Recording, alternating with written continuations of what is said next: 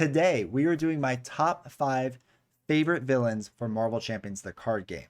Now, I'm excited for this list because soon we have coming out the Sinister Motives expansion, and I have a gut feeling that some of those villains will be on this list next time I do it. So I wanted to make this video before that expansion comes out. But on top of that, I also a couple months ago did a tier ranking system of all the villains in Marvel Champions. If you're interested in seeing that video, I'll put the card in one of the corners. Feel free to check it out. But I also wanted to see if anything had changed from the time I made that video to today. So we're going to dive into my top 5 favorite. It's just my personal opinion, right? It's just the ones I enjoy playing the most. And I'll be interested to hear as well as what your favorite villains are down below. So if you could just go down below, write a quick comment, let me know what your favorite villains are. And while you're down there, make sure to hit the like and subscribe button. As of right now, 74.5% of people that watch my videos don't hit that subscribe button. Do me a huge favor, make sure you hit it. It really helps the channel out. It helps us grow and get seen more, and it helps me make more videos like this. Also, if you're interested, on Sunday and Tuesday nights over on twitch.tv/D20 Woodworking, I stream board games. Feel free to hang out with us, have some good times. It's a lot of fun. It's a great community over there. We play board games then, and then Monday, Tuesday, and Wednesday, kind of in the late afternoon, we play video games for a little while. So if you're interested in that content, same exact channel, we'll just be there at a slightly different time. So make sure to come hang out with us over there. So really quick with this video, this top 5 is not in a particular order, right? So that we're not starting with number 5, working our way up to number 1, or starting with 1, working our way down to 5. These are just my overall top 5 favorite heroes. So with that being said, let's jump into the first one, which comes from the core box, and that's Ultron. Now, I feel like Ultron early on, a lot of people got upset with, got frustrated with, because he is kind of a difficult villain, right? The whole process of having the droids come out and constantly attack you is a really tough one to deal with. And until you really start using Hawkeye leadership ally, it gets kind of tough because he's able to easily get rid of those android bots. But for me, the reason I love Ultron is it's just such a unique concept, right? Taking cards from your deck, putting it out there as a drone that attacks you, that's a 1/1/1, right? And then can upgrade to a 2/2/2. I think it's really cool the way that they did that. I think that the villain today still works really well. There's not anything quite like that has come out. And it's one of those villains that, I mean, at the time had such an amazingly high threshold with hit points that in itself was a challenge, right? We've seen some beefy villains come out, but Ultron is one of the original tough villains out there. Just as far as hit points go, you need a hero that can not only mitigate minion damage and minion life, but also that can do massive amounts of damage to Ultron. And also his main schemes can kind of go pretty fast if you're not careful, especially the last one where you can't remove any threat no matter what. It's just like a ticking time bomb, right? It's just a clock that's counting down. So for me, it's super kind of thematic in its own little core set. But the villain itself is so unique, so different than anything else I played. I always thought Ultron would kind of slip over time and become a villain I didn't like as much. And don't get me wrong, there was a stretch where I didn't really play against him that much because I kind of like figured him out. But reflecting on it and looking back, he's still a villain that I enjoy a lot. I still think he has a lot of difficulty and a lot of challenges. And when you add like a standard 2 deck to him, I think he's even better. So huge fan of Ultron. I don't know if he will actually leave my top 5 anytime soon, but it is one of those villains where I'll kind of stop playing for a while and then come back to. The next villain I want to talk about is the last one from the Rise of the Red Skull campaign box. Okay, we got there. And that is Red Skull himself. Now, I like the whole concept of the side scheme deck, right? I think that's interesting. We've had different versions of it now with the Gauntlet Infinity Stone deck, right, with its own deck. We've seen that implemented different ways too, with like the weapons deck, which was also in that box. But the idea of all the side schemes being in that deck, and then the amount of side schemes that come out now affects how much damage Red Skull does. I think it's really, really cool system. I think campaign mode, he's super tough and challenging, and he's equally challenging in just pick up and play mode, where you just pick him out of the box and play him. I think he's equally challenging, but not overly so. I love that whole concept of the side scheme deck. I like the whole thing where the sleeper can come out in any minute, and then now you have like kind of like this weird mini boss you gotta fight against, right? So you're direction of gameplay from going from, okay, we're going to focus on Red Skull and his side scheme, especially his first side scheme that you have to get rid of because you can't do any damage to him, right, until it's gone, to now, okay, the sleeper is out, I have to deal with that, and then you have to deal with the rest of Red Skull's cards, right? There's a lot of tough cards in there to deal with. I think overall he's a great villain. I think the way he works is just fascinating. Again, and it didn't do anything super new. We had seen, and we still to this day see, a separate deck being drawn out. Again, with the Infinity Stones, with the weapons deck that Crossbone uses, right? We've seen that deck, but the way they did it with Red Skull, I think was really well done. I think it was really cool. I think those side schemes are super unique, and I'm personally a huge fan of Red Skull. Now, I don't play him as much as I used to, and I do see on the list of villains, he's probably the most likely one to start dropping off that list with the newcomers coming up. If I had to guess, he'll probably be the one that drops down to, like, 6, 7, 8. But I think he'll always remain a pretty unique villain to me, and one that I enjoy playing quite a good amount. Next up, we have Green Goblin. Now, I know there's a lot of discussion of which version of Green Goblin is the better version, right? Risky Business or Mugen Formula. And I think they both have their place, right? I really like Risky Business in the sense of that whole criminal enterprise and state of madness card that flips back and forth. I think that's a really cool mechanic that you're, Norman versus the Green Goblin. I'm a huge fan of that mechanic, and I know it's a little bit easier of a scenario quest to play against, but I don't really care. I think it's super fun. I think it's super unique and interesting. And it's a good way to test out your deck. I think overall it's well balanced in difficulty. Mugen Formula side, though, is really rough, right? You have cards like Wicked Ambitions, right? Discard X cards from the encounter deck where X is equal to double the villain stage number. Each time a Goblin minion is discarded, which there's a few of them in that deck, choose to either take 3 damage or put that minion into play and engage with you. Cards like that, I love that either or, right? How am I going to play? He's not the first or the last villain to do this, but it's just an example of things I like in that deck, right? I like that concept of, well, is it worth taking the damage, or is it worth putting out there because I think I can defeat the minion? Now, on top of that, in Mugen Formula, every time Green Goblin attacks you, you got to put a threat in the main scheme. So it's kind of this weird balance that he is coming at you. It's relentless, and I don't know if building up is the right strategy against him versus Risky Business feels like you can build up and you can kind of really get going later on in the game, and Mugen Formula feels like a completely different game, right? You're almost like a rush game, but even then that messes with you. So I'm a huge fan of this scenario. It's one that I need to play more in Mugen Formula. I've done a lot of Risky Business recently because I just thematically really enjoy it, but I do want to play more Mugen Formula. I think this will slowly slip because I've played so much of it, not because it's not a good scenario or a great scenario. It is.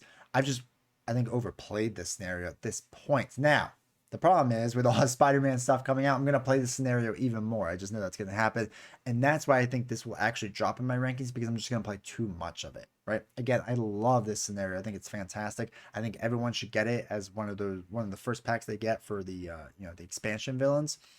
I think it's awesome. I think the value's there.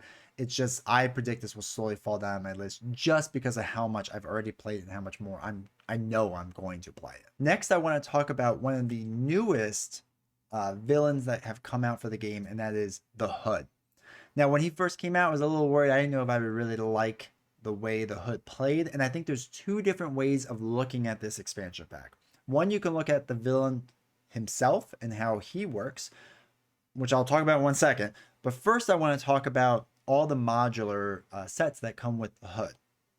The game was always meant to be played that you would experiment and try different modular sets of the game. And if you're anything like me, you never did that, right? You always saw what was recommended and you just played the game that way because you wanted to do what the difficulty was supposed to do.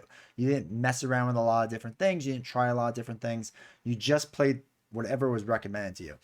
I think the importance of the Hood is that it's trying to force you to get out of that mindset, and I think it's really good. So it gives you a ton of different options of modular sets, right? 8, 9 modular sets to be added to the game. Now, all these obviously work with pretty much any other villain, but the game itself with the Hood tries to force you to pick random ones, right? Because you can't play all of them. So it tells you to pick random ones. You can change your difficulty up. And I think this is really important for the game, especially at this game state, because there are so many modular sets out there. And I feel like a lot of people, myself included, get bored with certain heroes because we're only playing with the mods that it recommends. The hood, I think, is extremely important because it gives us a ton of variety in these modular sets. It gives us standard 2 and expert 2. So for those of us that think standard's too easy, but expert might be a little too tough, standard 2 is a perfect balance. Or if there's people out there that think expert's too easy, expert 2 is really rough. So it gave people a lot of different cards and a lot of different options to really explore this game.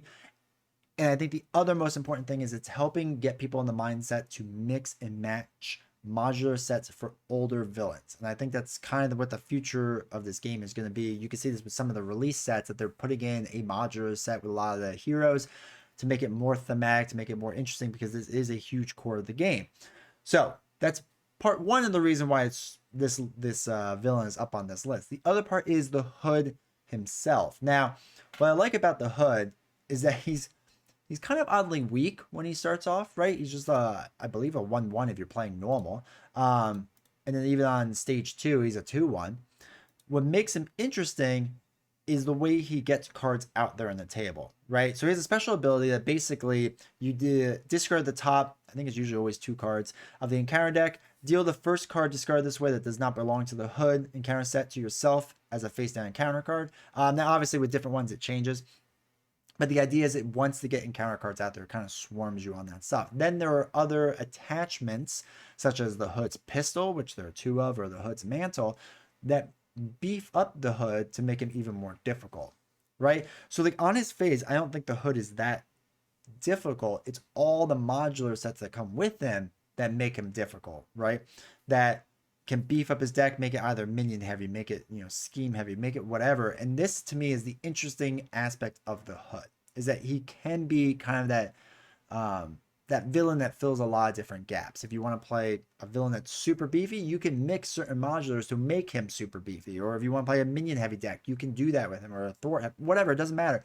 He can fill all those gaps. Now, this leads into my only problem with him is the whole, jack of all trades, master of none kind of scenario. Now, why I think eventually the Hood will slowly keep falling down my list is that the modular sets that come with him, I think, are fantastic and I will always highly recommend. But the Hood himself doesn't have any truly unique gimmicks that really stand out to me. Yes, it's cool that you add in decks. Like, that's a neat aspect. I expect them to keep doing that with other things. We've seen that in Lord of the Rings. We've seen that in Arkham Horror, right? That is nothing new as far as mechanics go. So that I don't think that alone is enough to keep him up there. And the Hood itself, I don't think the villain does anything super unique and interesting that will really keep him up there. So I think the villain itself will continue to slide down my list. But I think as far as recommending that pack will always stay high because of the modular cards that come in it. I think they're all fantastic. And the standard 2 and expert 2 set, I think is huge. It really kind of changes up the game. It changes up everything from the base game up to now. So I am a huge fan of this pack. As of right now, the Hood is still up there because I still have a lot of fun mixing and matching those modular sets. I think they're really unique. But moving forward, I do think the Hood will eventually be replaced by, another villain down the road. So I know in the beginning of this video, I said that my top 5 list is just my overall top 5. There's no particular order. And that's mostly true. But this next villain is my number 1 overall favorite villain as of now. And that is Hela. The reason being is because I love Lord of the Rings, the card game. I love the adventure aspect. I love the theme. I love everything about it. And I love some of the things those decks do. I love some of the things that the encounters do that you wouldn't normally expect. And to me, the first time I played Hela felt like a Lord of the Rings adventure in Marvel Champions. Now, I think that's huge for several reasons. Because one, it shows where this game, Marvel Champions says, where this game can go. Right? That they can do this type of quest in Marvel Champions. I didn't think they could. I thought it was always going to be straight up villains. And to have a villain that starts off with a minion and a certain size scheme, and you got to work your way past it, get through it, right? Then you get a new one out to challenge you, and Hela gets stronger from that happening, and doing that process through kind of stages and steps, right? Growing out from there. It feels like going on an adventure to go take on Hela. I think that is such a fascinating concept. I'm so happy they implemented it. And it changes the way you play the game, right? Hela in the very start, if you're playing on the standard version, is a 1-1 with 8 life, which is not much. But each side scheme that goes in the victory display, right, makes her that much stronger. she becomes a, you know, a 2/2 with 10 life, or a 3/3 with 12 life, right? It keeps improving her and making the game exponentially more difficult and interesting. Because of those mechanics, now it changes a lot of what she can be. And what I mean by that is, we discussed a little bit with the modular sets and why mixing and matching is so important. And I think Hela's a perfect example. You can get certain modular sets that would beef Hela up right away to put, you know, different body armor or higher attacks or whatever else. So she becomes a much stronger villain. You can put inside or modular encounter sets that put more minions out there. So now fighting that one minion is super difficult. I think there's a lot of different opportunities you can do with Hela. And more importantly, I know I kind of briefly touched on this, but it shows the direction in which the game can go, right? For the longest time, we saw Marvel Champions as, okay, you just pick a villain, you work against that villain. Maybe they have some cool, like, little gimmicky things, but that's really it. Hela feels like an adventure. It feels like you're working your way to go defeat her, right? You have to get through all of her guards and you're getting there, right? There's so many times I've finished games where there's 4 minions out there and I have to worry about them, right? I just went straight for the final boss. The way that the scenario is put out is you have to worry about those minions. And I think that's really thematic and interesting. And because of that, I think Hela will, for the longest time, stay in my top 5 favorite villains. I don't imagine her going anywhere else or going further down this list. Now, if you're interested in learning more about my top 5 favorite heroes, make sure to click on the video up here. And then if you're interested in hero-specific reviews, such as the Valkyrie review here, make sure to click on that video too. It really, again, it helps at the channel. And let me know if you want to see more hero-specific videos, if you want to see more top 5 or top 10 lists. I really appreciate it. Thank you all so much for watching.